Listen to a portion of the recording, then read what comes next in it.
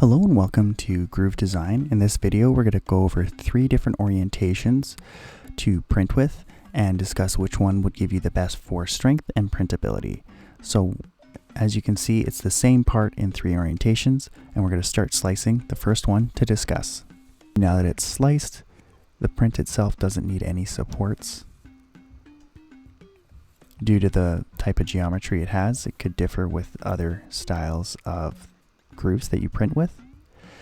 The only challenge with this is you're going to lose strength because of it printing this way. And the reason for that is once it starts getting pulled on, there's a good chance that you'll lose layer adhesion and it'll split between the layers of your print.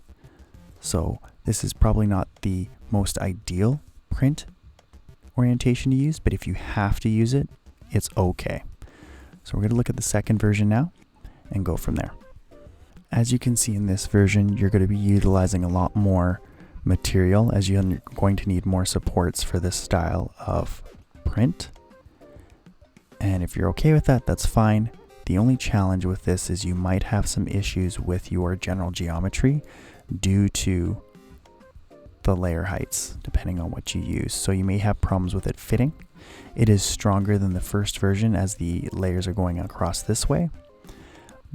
But you could potentially, like I said, lose that potential fit quality due to the layer heights. So let's take a look at the last one and go from there. In this last version, you do not need any supports whatsoever.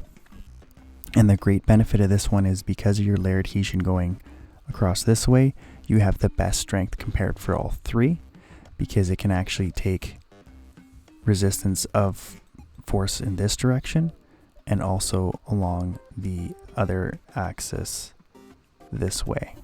And that is great benefit for this style of groove especially. And since it's going to be printing the groove in that each layer this way, you're going to have a nice fit for the groove as well. So this is probably your most beneficial print if you have to choose between the 3 orientations to give you the best quality for your style of groove.